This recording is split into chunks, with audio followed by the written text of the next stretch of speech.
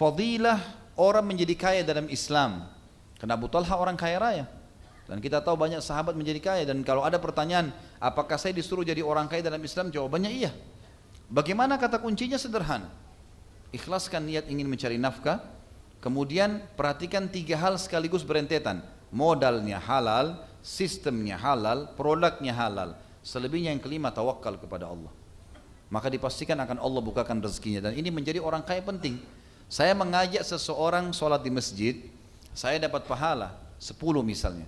Orang yang saya ajak sholat bersama saya, dia juga dapat 10. Tapi karena saya yang ajak dia, maka saya akan dapat pahala 10 lagi seperti dia, tanpa dikurangi pahala dia, karena saya yang ajak.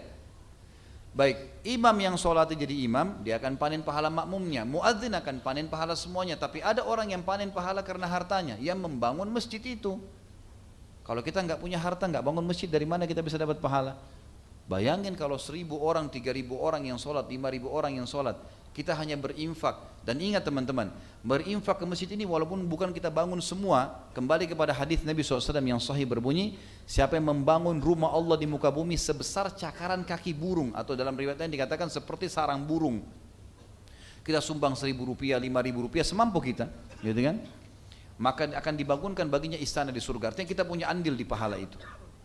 Ini penting sekali untuk dilakukan. Maka perlu menjadi orang yang mampu, teman-teman. Kita tahu jihad dalam Islam selalu dimulai ayatnya dengan bi amwalikum wa anfusikum. Selalu harta dan jiwa, harta dan jiwa. Jadi memang harta penting, gitu kan? Jadi kita boleh mencari nafkah, boleh mencari harta yang banyak, teman-teman sekalian, dan tidak ada batas dalam Islam. Yang penting halal, gitu kan? Sampai Abdurrahman ibn Auf, ya, pada saat mau meninggal, pada saat beliau meninggal mau dibangun, mau dibagi hartanya, radhiyallahu anhu, itu sampai emasnya bertumpuk di gudang, sudah banyak diinfakkan, tapi masih banyak tertumpuk, mau dibagi ahli waris, sampai di kampak, yang ngampak itu tangannya memar karena banyaknya emas yang ditinggalkan. Islam dibolehkan itu, tidak ada masalah. Bahkan Nabi SAW mengatakan, engkau meninggalkan ahli warismu dalam keadaan mereka tidak minta-minta, punya kekayaan yang ditinggalkan, jauh lebih mulia daripada mereka mengemis pada orang lain.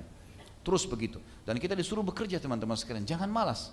Kata Nabi SAW dalam hadis Bukhari, seseorang di antara kalian mengambil potongan-potongan tali, lalu kemudian dia ke hutan, dia kumpul ranting-ranting kering, lalu diikat, dipikul di pundaknya, kemudian dia menjualnya di pasar, jauh lebih mulia daripada dia minta-minta kepada orang lain.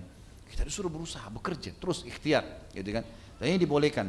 Dan riwayat yang sahih, riwayat Bukhari yang mulia, di mana sahabat-sahabat miskin telah datang kepada Nabi SAW mengatakan, ya Rasulullah, sahabat-sahabat kami yang kaya mendahului kami dari pahala, kami sholat mereka sholat, kami puasa mereka puasa, kami haji mereka haji, tapi mereka punya kelebihan harta karena mereka berinfak kepada kami nggak bisa balas itu.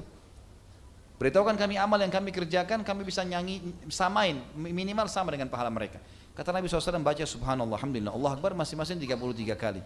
Dan ini boleh dibaca setelah sholat atau di luar sholat, karena Nabi SAW pernah juga perintahkan Ali dan Fatimah radhiyallahu anhuma untuk baca pada saat mereka capek, karena tidak ada pembantu di rumah, mereka letih, mereka baca untuk menghilangkan capeknya. Maka sahabat-sahabat miskin amalkan itu. Rupanya dari mulut ke mulut sahabat kaya dengar, gitu kan? Sahabat kaya juga amalin.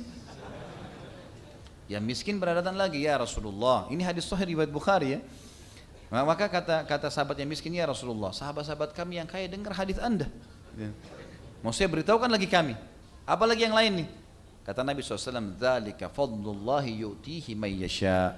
Itu karunia Allah yang Allah berikan kepada siapa yang dia inginkan. Artinya ada motivasi, karena menjadi kaya atau miskin ikhtiar itu. Ikhtiar orang. Yang penting kita berusaha dan punya ilmunya, insya Allah akan mendapatkan. Dan saya sarankan teman-teman kembali kepada judul ceramah saya di YouTube, ada Saudaraku yang Rahasia Rezekimu, akan membahas masalah itu.